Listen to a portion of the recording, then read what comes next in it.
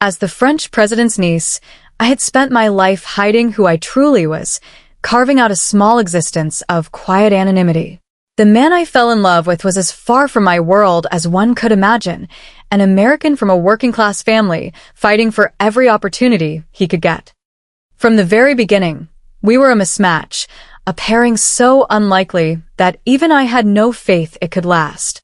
And yet, the sincerity in his heart gave me, for the first time in my life, someone I desperately wanted to protect. In the end, he would give up everything for me, just as I would for him, culminating in a wedding at the Élysée Palace that was as unprecedented as our love itself. It began on a drizzly March day in New York City. The graduate student orientation at Columbia University had just ended, and I was wandering the campus, feeling adrift. Though I'd studied English for years, navigating the vibrant, chaotic reality of American life was an entirely different language. I was staring down at a campus map, trying to decipher the labyrinth of Gothic buildings and crisscrossing pathways, when the sky opened up. The drizzle turned into a sudden, insistent downpour. I had no umbrella and was hesitating under the meager shelter of a budding magnolia tree when a shadow fell over me. I looked up to see a male student, his dark-rimmed glasses dotted with rain, holding his own umbrella over my head while he stood in the soaking rain. Before I could thank him, he offered an apologetic smile. "You're an exchange student, right? Looked like you were lost." His voice was warm, a steady, gentle sound against the drumming of the rain. I was going to offer to help, but then this happened. "Sorry if I startled you." His simple, unprompted kindness felt like a thaw in the cold, guarded corners of my heart. That day, he walked me back to my dorm. I never told him my real name. "Just call me Marie," I'd said, offering a sliver of truth wrapped in a lie. I told him I was 27, a graduate student from Paris, raised in France. It was all true, yet it was a profound deception. For me, a woman who had always been treated with a careful, calculated deference, his earnest and genuine warmth was a revelation. It was the first time someone had treated me not as a political entity, not as an extension of my uncle's power, but simply as a person who was lost in the rain. Over the next few weeks, Liam introduced me to his New York. It wasn't the glittering facade of Fifth Avenue or the tourist-choked chaos of Times Square. It was the city's heart. He led me through the winding streets of Greenwich Village, where old bookstores were crammed from floor to ceiling with treasures, their scent of aging paper and ink filling the air. We'd grab dollar slices of pizza from hole-in-the-wall joints near the university, places humming with the energy of students debating philosophy over greasy paper plates. He showed me the quiet, forgotten corners of Central Park, where we'd sit on a bench, hidden from the main paths, watching the city breathe around us. His world was so fundamentally different from the gilded cage of Paris I knew, and I found myself falling for its raw, unpretentious beauty. I remember one rainy afternoon, with particular clarity. He took me to a small coffee shop tucked away on a side street, a place converted from an old brownstone. Inside, with the scent of old wood and fresh espresso hanging in the air, we had our first real conversation. He told me he was from a small town in Iowa, that he was in New York putting himself through a PhD program, juggling research with part-time jobs to cover tuition and rent. His parents were farmers, and his younger brother had just started at the state university.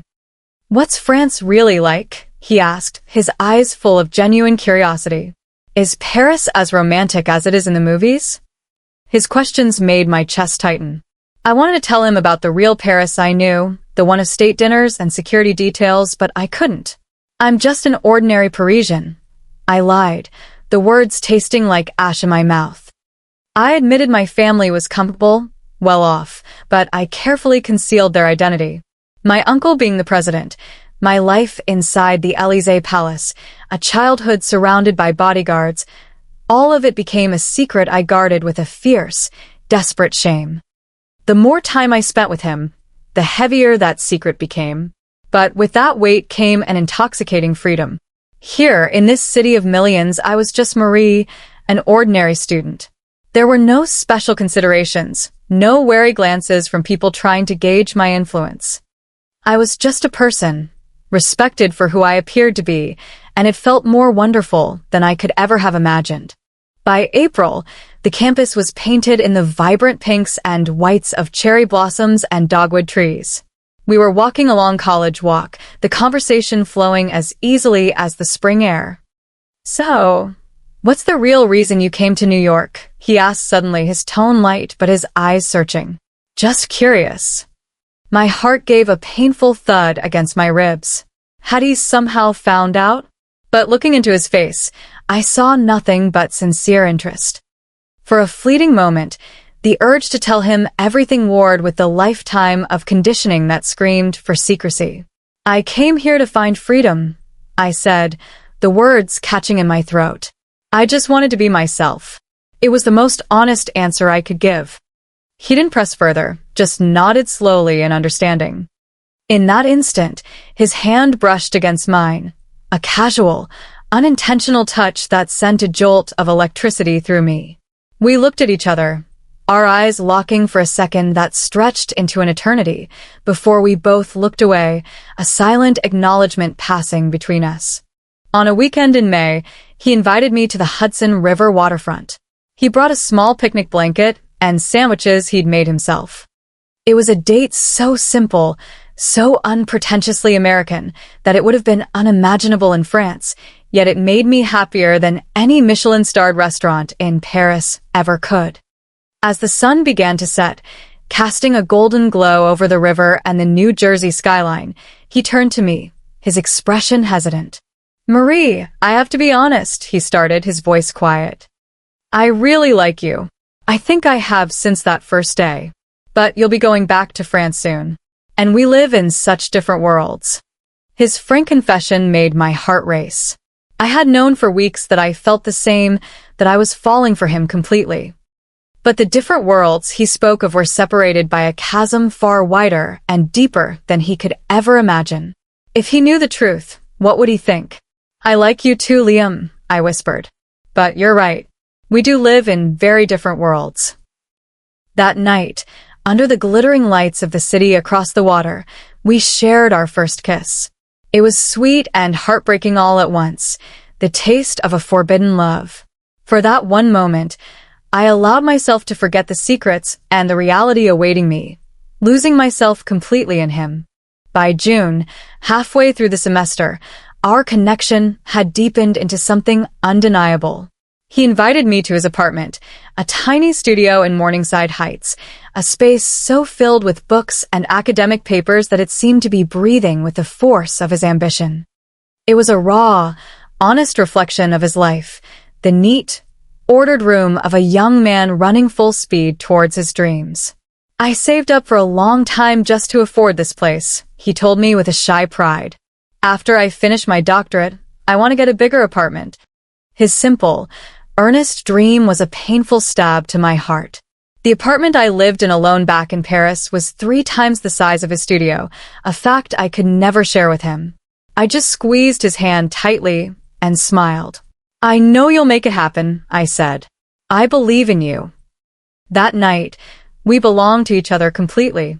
On his narrow bed, our love felt like the only truth in a world of lies and secrets.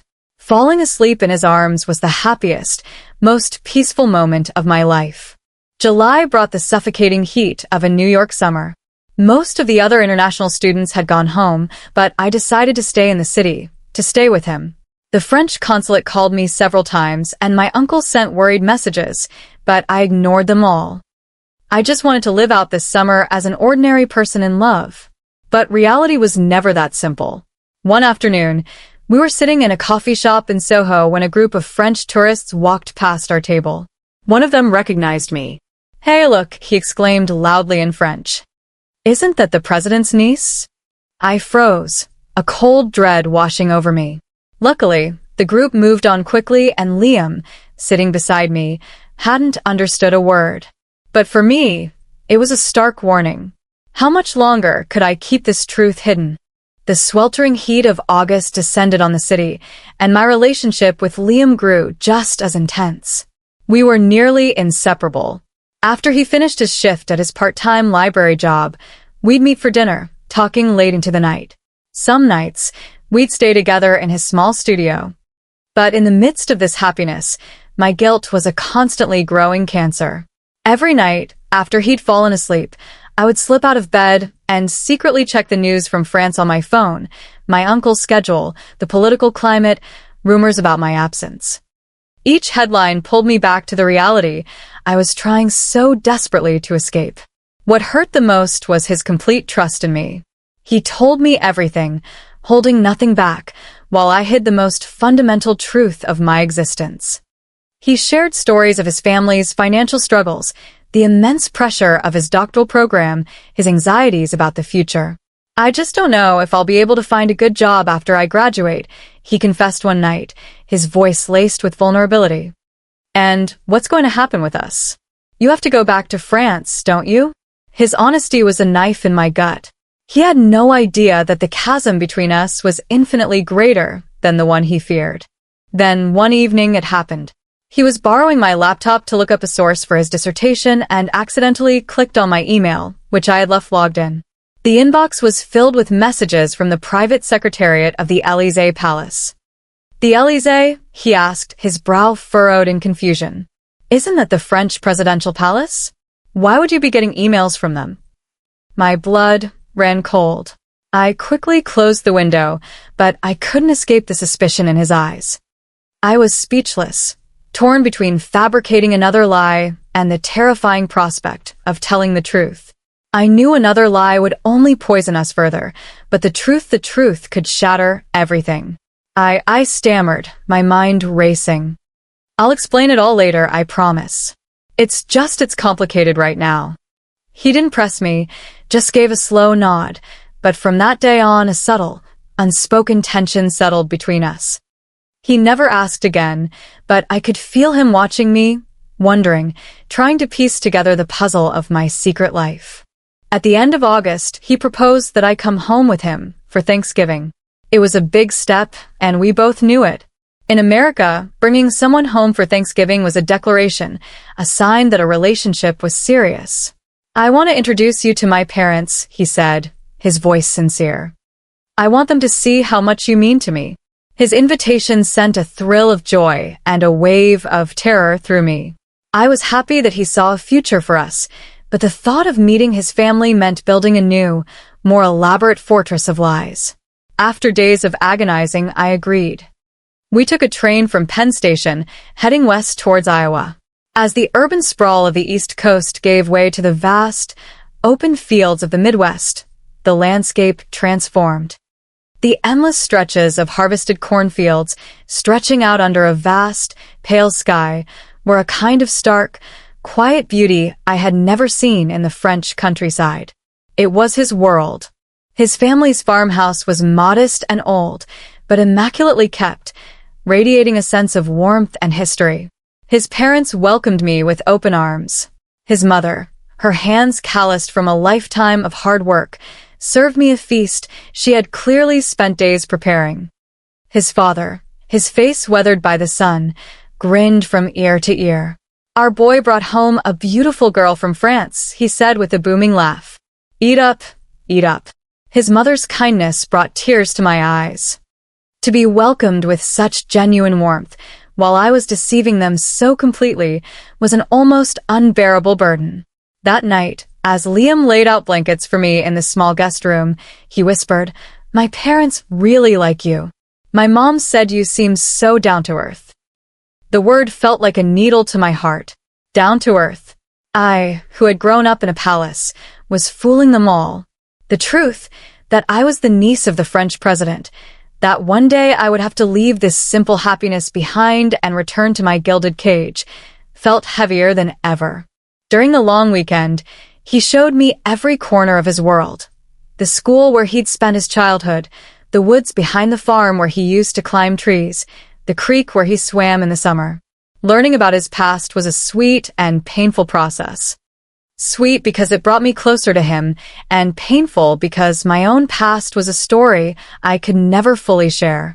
On our last night, standing under a brilliant canopy of stars in the cold, clear country air, he took my hand. "Marie, I really love you," he said, his voice thick with emotion. I know there are a lot of obstacles between us. You have to go back to France, and maybe I'm not good enough for you. But even so, I want to be with you. We'll find a way. Hearing his heartfelt confession, I finally broke. Tears streamed down my face. It's more complicated than you think, I choked out. I haven't told you everything. That night, I tried to confess, but in the end, my courage failed me. I just held him tightly, promising that one day, I would tell him the whole truth. We returned to New York in mid-September. My exchange program was scheduled to end in late October, and the thought of leaving him was unbearable. After much deliberation, I applied to extend my stay for another semester. As expected, the consulate and my family in France objected vehemently. My uncle was furious, citing security risks and diplomatic protocol, pressuring me to return home immediately. We finally reached a compromise. I could stay for one more semester, but a discreet security officer would be sent to New York to watch over me from a distance, under the condition that my identity remained secret. It was the best I could hope for. When I told Liam the news, he hugged me tightly, overjoyed. But then came the inevitable question. That's amazing. But what made you change your mind? Are you sure your family is okay with it? I had to lie again. I told him my scholarship had been extended and that I had managed to convince my family. With every new lie, the weight on my soul grew heavier. In early October, our relationship hit a crisis. It was his birthday, and I wanted to give him a special gift. For the first time, I used my personal credit card, the one I'd avoided for fear of exposing my identity. I took him to a high-end restaurant for dinner and gave him a beautiful Swiss watch. He was stunned. This is too much, he said, looking uncomfortable. I can't accept this. How could an exchange student possibly afford something like this? In that moment, I had to invent another excuse. I told him I'd been working a part-time remote job and had saved for a long time, but I could see the doubt hardening in his eyes. The next day, he asked me calmly, his voice devoid of its usual warmth. Marie, who are you? I've felt from the beginning that something was different about you. Your clothes, the way you speak, the expensive things I sometimes see. I know you're not just an ordinary student. The moment had finally come. I could no longer hide. It was time to tell him the truth. I took a deep breath, ready to finally speak, when my phone rang. It was a call from France, my uncle's chief of staff. He said it was urgent and that I needed to come to the French consulate immediately. As I took the call, I couldn't escape Liam's probing, suspicious gaze. After I hung up, he asked, "Who is that?" "It was family," I stammered. "A call from France. I have to go over there now." He didn't ask any more questions, but I saw in his eyes that he knew. He knew I was hiding something big, something that was now threatening the very foundation of our relationship. In the taxi on the way to the consulate, my heart felt like it was being torn apart. I was terrified of losing him, but at the same time, a new thought began to form. Maybe this was an opportunity, a chance to confess everything and start over, on a foundation of truth. That night, after I finished my business at the consulate, I called him. I told him I was ready to tell him everything, that we needed to talk. But he didn't answer. My texts went unread. The next day, I went to his apartment, but he wasn't there. I asked the building manager, who told me he'd left suddenly for his family's home in Iowa. No explanation. He was avoiding me. A week passed with no word. Just as I was beginning to sink into a deep despair, I finally received a short text from him. "I need time to think. I'm so confused about who you are, about whether our relationship is even real." Reading that message, my resolve hardened. I would not hide anymore. I would tell him the absolute truth, whether he accepted me or rejected me. I owed him that honesty. In early November, on a day when a cold autumn rain was falling over the city, I contacted him again. This time, I asked for a formal meeting. To my surprise, he agreed. We arranged to meet at a quiet cafe in a small town up the Hudson, away from the city. When I arrived, he was already there, looking thinner and more tired than I'd ever seen him. We sat in an awkward silence for a few moments before I finally spoke. "I'm going to tell you everything," I said, my voice trembling slightly. "No more lies." And then I began. I told him about being the French president's niece, about my life in the Élysée Palace, about the suffocating existence surrounded by bodyguards, and about my real reason for coming to New York, to search for freedom and a love that was real. I confessed everything. When I finished, I waited for his reaction, my heart pounding like a drum in a storm. He was silent for a long time. "Why didn't you tell me sooner?" His first words were not what I expected. There was no anger or shock, just a question filled with a deep, aching sadness. "Because I was afraid," I whispered, tears welling in my eyes. "I was afraid you would look at me differently, that you would see my background instead of seeing me. I've lived my whole life with people looking at me that way." He let out a long, heavy sigh. "I thought you were just from a wealthy family," he said finally. But then things just didn't add up. I was so confused. I started to think that the person I loved might be lying to me about everything. After another pause, he continued. "But now that I hear it, if I were in your shoes, I might have done the same thing. If people only saw my family or my background instead of me, I probably would have hidden it too." Hearing those words, the tears I'd been holding back finally fell. The feeling of being understood, in that moment, was the most precious gift I had ever received. "I don't know what we do now," he said, his voice heavy with the weight of our reality. "We live in such different worlds. Completely different." His words were pragmatic.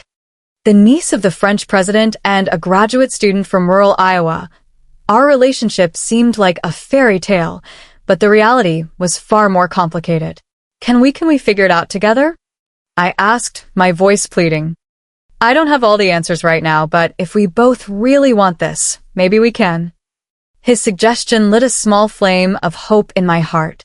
He wasn't rejecting me. He was opening a door, however small, to a possible future. From that day on, we began to slowly, carefully repair our relationship, this time built not on secrets, but on the complete, unvarnished truth. It was difficult. There were complex situations that arose because of my identity, uncertainties about the future, cultural divides. But we faced them together. In December, just before Christmas, I had to make a critical decision. At my uncle's insistence, I had to attend the annual family Christmas gathering in France. This time, it was not a request I could refuse. When I told Liam, he made a suggestion that shocked me. "I'll go with you," he said. "I want to see your world. If we're going to be together for real, shouldn't we understand each other's worlds?" His courage astounded me, but it also filled me with fear. Could our relationship withstand the opulence of the Élysée Palace and the complex political environment that surrounded my family? But his resolve was firm, and I was done with running away. I finally contacted my uncle and told him I wanted to introduce him to someone I had met in America. I asked if he could be invited to the Christmas gathering. Unsurprisingly, my uncle was against it, citing security concerns, background checks, and media attention. But I stood my ground. "This is my life, and this is my choice," I told him, my voice unwavering. After a long and difficult conversation, my uncle reluctantly agreed, on the condition that Liam undergo a thorough security screening and a pre-visit briefing. It wasn't ideal, but it was a first step. When I told Liam, he asked nervously, "Are you sure this is okay? The French president's family gathering someone like me going there?" I took his hands in mine. "You are my real world," I replied. "Everything else is just background." In mid-January, we flew to France together. It was his first time traveling abroad. The process of getting a passport and visa was a new and bewildering experience for him. I walked him through every step, feeling his mix of excitement and trepidation. At the departure gate at JFK, he asked me one last time, "You're not going to regret this, are you? It's not too late to turn back." His face was etched with worry. I knew this was not an easy decision for him. He had put his doctoral program on hold and quit his job. He was leaving everything behind to come with me. "I won't regret it," I said firmly. "I'm more worried that you will." Life in France might not be what you expect. He just smiled and squeezed my hand, and together, we boarded the plane. During the long flight, he stared out the window, his face alight with excitement. I watched him, praying that his pure joy would survive our arrival in Paris. As soon as we landed at Charles de Gaulle, reality set in. We were met by consulate staff and two plainclothes security officers who greeted us with formal professionalism and guided us to a private exit. The moment we stepped out of the main terminal, I felt him tense beside me. "Is this your normal life?" he asked quietly. I could only nod. This was just the beginning. A black sedan was waiting for us, and we were whisked away into the city. The Parisian scenery outside the window was beautiful, but the air inside the car was heavy with unspoken tension. When we arrived at the apartment the consulate had arranged, he was speechless. It was a luxurious residence with a view of the Eiffel Tower, filled with antique furniture and crystal chandeliers. It was a universe away from his tiny studio in New York. "You'll stay here," I explained. "Before the family gathering, you'll need some time to get used to Paris." He remained silent, walking to the window to gaze out at the city. From the set of his shoulders, I could feel the immense weight and pressure of it all. This was what I had feared, the moment when the sheer difference between our worlds would crush him. That first night, we talked for hours. He confessed that it all felt unreal, that he felt like he didn't belong. I did my best to reassure him, but his anxiety was palpable. The next day, I decided to show him the real Paris, my Paris, not the one for tourists. I had the security detail follow us from a distance. We went to a small cafe in Montmartre, browsed the old bookstalls along the Seine, and visited a humble bakery in a quiet side street. Gradually, he began to relax. He seemed most at ease in the Latin Quarter, amidst the university students, where the atmosphere felt comfortingly similar to his life at Columbia. "This is nice," he admitted, watching students debating over coffee. "People here don't look at me strangely." His words were a small relief. But the real test was yet to come. The Christmas gathering and the meeting with my uncle. I had bought Liam a tailored suit and coached him on basic French etiquette, all of which he absorbed earnestly, trying his best for my sake. His effort moved me deeply. Arriving at the palace, his face was pale. The magnificent chandeliers, the historic paintings, the uniformed staff, it was all overwhelming. I held his hand tightly to steady him. The meeting with my uncle was as awkward as I had anticipated. My uncle, the President of France, greeted us with a complex expression, a mixture of political gravitas and avuncular concern. My aunt was there as well, her smile warm but her eyes appraising. Dinner was a tense affair. My uncle directed a barrage of questions at Liam about his studies, his family background, his future plans. It felt less like a conversation and more like an interrogation. Liam answered as best he could, but the language barrier and cultural differences made it a struggle. After dinner, my uncle asked to speak with me alone. In his study, he got straight to the point. "He seems like a good man, Marie," he said, his voice gentle but firm. "But his world is too different from yours. I don't think he can adapt to this life." Though I had expected these words, they still hurt. I argued passionately, explaining how much Liam meant to me, how deeply we loved each other. But my uncle's concerns were not easily dismissed. "I understand how you feel," he said, his expression softening. "But you must be realistic. You are not just an individual. You are a member of this family, and that comes with responsibilities." His words brought tears to my eyes. I always had to be a member of the family first, my love and my choices always secondary. But this time, I refused to back down. "I love you, Uncle," I said, my voice shaking. "But just this once, please respect my choice. He is the most important person in my life." When I came out of the study, Liam was alone on the balcony, lost in thought as he gazed at the Paris skyline. I went to stand beside him. "It's beautiful here," he said, his voice quiet, "but it doesn't feel like a place I'm supposed to be." His words were a dagger in my heart. I took his hand. "Wherever you are, that's where I am," I said desperately. "It doesn't matter if it's Paris or New York."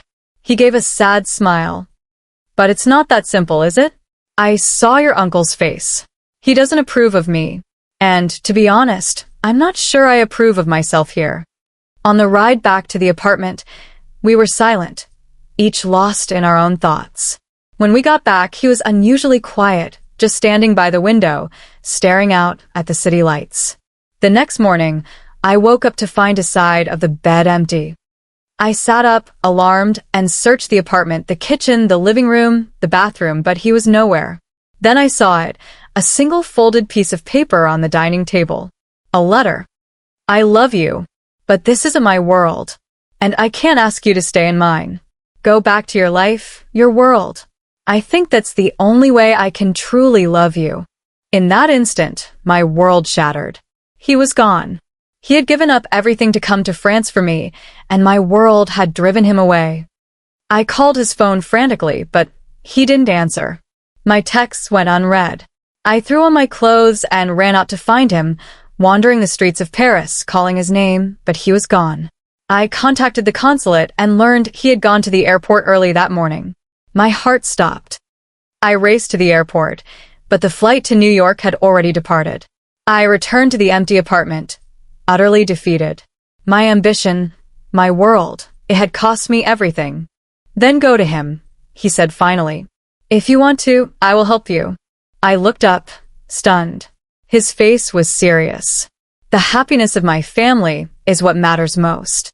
If being with him makes you happy, then that is what we all want. His words made me cry again, but this time, they were tears of hope.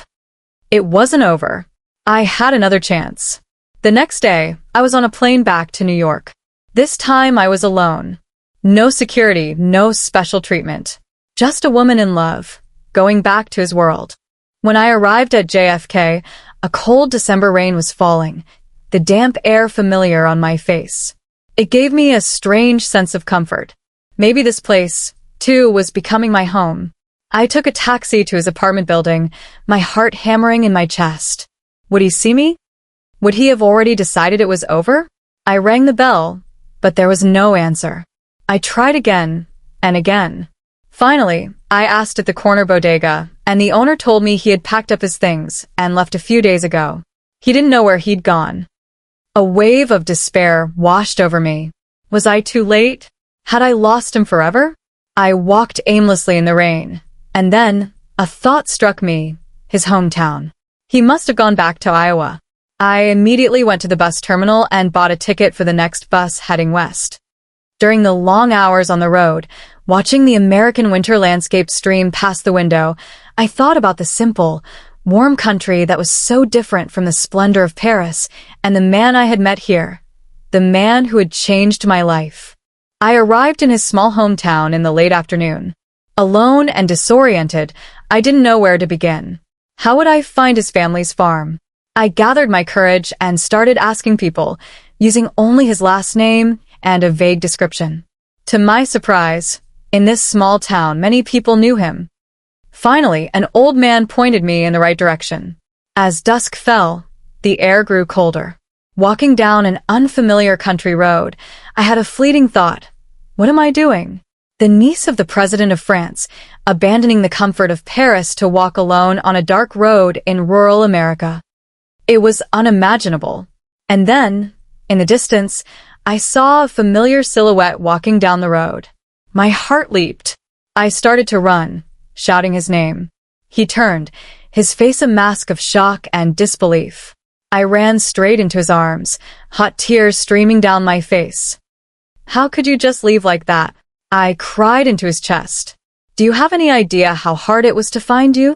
He hesitated for a moment, then wrapped his arms around me, holding me tight. His embrace was still so warm. Your world was too bright, he said, his voice thick with emotion. I felt like I couldn't handle it. The thought of you giving all of that up, for me the weight of it was too much. His sincere confession made me cry even harder. I shook my head against his chest. I wasn't giving anything up, I whispered. Through you, I found a real life. The time we spent on the Hudson riverfront was more important to me than any gala at the Élysée Palace. That night, we stayed at his parents' house, And for the first time, I felt the uncomplicated warmth of an ordinary family. The heat from the old furnace, the deep quiet of a country night, and most importantly, the genuine affection that filled the small home. The next morning, we climbed the hill behind the village. Under a clear winter sky, we finally had an honest conversation about our future. "What's your plan now?" he asked. I looked at him, my heart full of certainty. "I want to be with you," I said. "It doesn't matter where, here, Paris, anywhere. Wherever you are is my world." He thought for a moment, then finally said, "I don't think either of us has to completely give up our world. Maybe we can find a way to connect them." His words ignited my hope. He was right. We didn't have to choose. We could build a new world, our own world. We returned to New York and began to seriously plan our future. He decided to finish his doctorate, and I decided I wanted to teach French culture in New York. Telling our families wasn't easy. My uncle was initially opposed, but this time I was resolute. "This is my life, my choice," I insisted. Over time, our families came to respect our decision.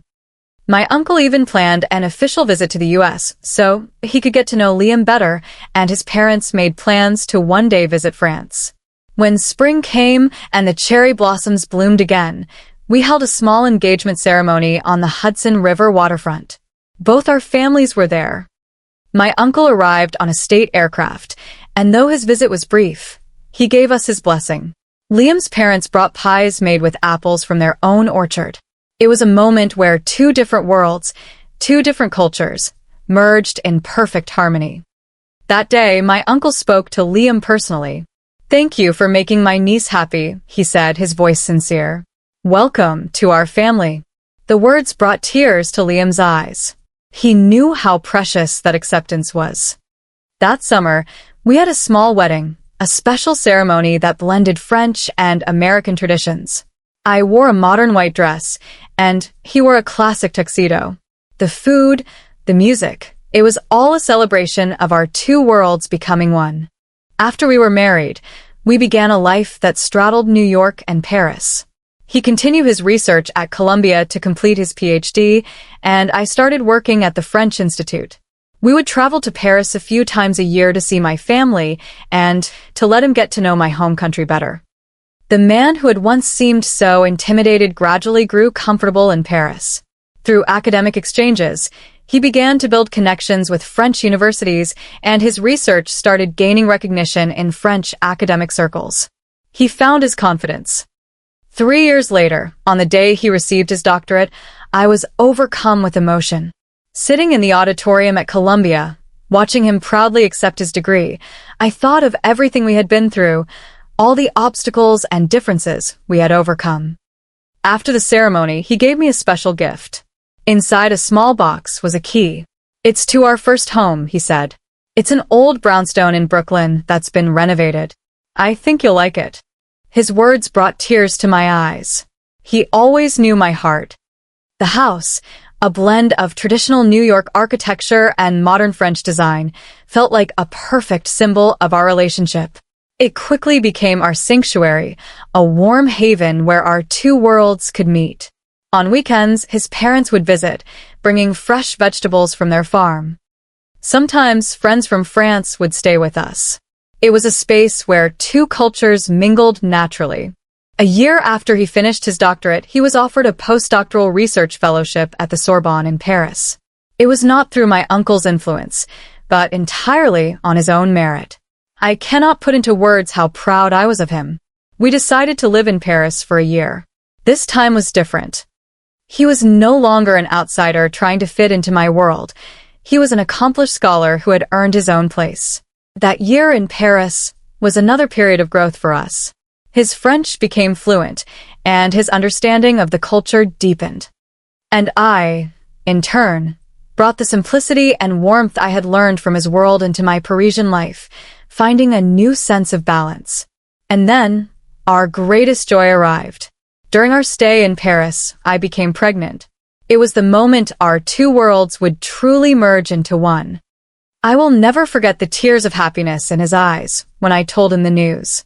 "What kind of person will our child be?" he wondered aloud. I smiled. Our child will grow up without borders, with the beauty of two cultures inside them. At 6 months pregnant, we returned to New York. We wanted our child to be born in America, but raised in the cultures of both our homelands. My uncle visited, for the first time not on an official trip, but just to spend time with us. He spoke for a long time with Liam's parents. "He is a good and honest man," my uncle admitted to me. "I am sorry I ever doubted him. Time had proven everything. Our love, our choice, had been the right one." As my due date approached, we chose not a fancy private clinic, but a small community hospital near his parents' home in Iowa. We wanted to welcome our child in the same space as any other family. The day my labor began, he never left my side. After 12 long hours, our daughter was born, a little life half American, half French. We gave her a name that sounded beautiful in both languages, a name for a child who could live freely in two worlds. After our daughter was born, our life became even richer. She grew up learning two languages naturally, listening to stories and songs from two cultures. Living between our home in Brooklyn and our apartment in Paris, she grew into a citizen of the world. When she was 5, Liam was offered a full professorship at the Sorbonne. It was a tremendous achievement, but it meant a difficult decision. It would require leaving our life in New York and his family behind. After much deliberation, we made another choice. We would spend half the year in Paris and half in New York. It was a demanding lifestyle, but we were used to living across borders. Now, 10 years later, looking back, it all feels like a dream. The man I met by chance at a student orientation at Columbia University is now the center of my universe. The extraordinary life we have built together, this beautiful journey that erased the lines between two worlds, it's all real. From the days of sharing leftovers from the fridge in his tiny New York studio to attending official events at the Élysée Palace together, from the taste of rice grown by his mother to the haute cuisine of Paris's finest restaurants, we have experienced it all, treasuring every single moment. But my greatest happiness is that now, I can be the one to protect him. When we first met, he was the one who always took care of me, the one who held an umbrella over a lost girl in the rain, who showed me a city, who understood my secrets. Now, I can do something for him. I can support his academic achievements, help him navigate French society, and cheer for his research and his dreams. I think that is the most precious gift I can give him. Yesterday was our daughter's 10th birthday. She now speaks French and English perfectly and talks with pride about the history and culture of both her countries. Her birthday party was filled with friends from America and France. A birthday cake sat on the same table as a platter of French macarons. The children played a mix of American and French party games. Watching that scene, I suddenly realized that this small world we have created might just be a glimpse of the future, a world without borders, where differences are respected and diversity, founded on love, is a thing of beauty. That night, after our daughter was asleep, I went out onto the balcony to look at the stars. Liam came and put his arms around my shoulders. "Do you ever regret it?" he asked softly. "Giving up the glamorous life of the president's niece to be the wife of an ordinary professor?" I smiled and answered with all the certainty in my heart. "I have never, not for 1 second, regretted it. This life with you is the only real life I ever dreamed of." He looked at me with his warm, steady eyes. "Me too," he whispered. "Everything changed when you came into my life. You gave me not just love, but a wider world and infinite possibilities." Under the starry night sky, we looked at each other, our story that began by chance on a rainy New York street now continuing into its next chapter. And this time, it was my turn to be the guardian. Just as he had protected me with all his heart, I would protect him with all of mine. And the beautiful journey we created together would continue forever.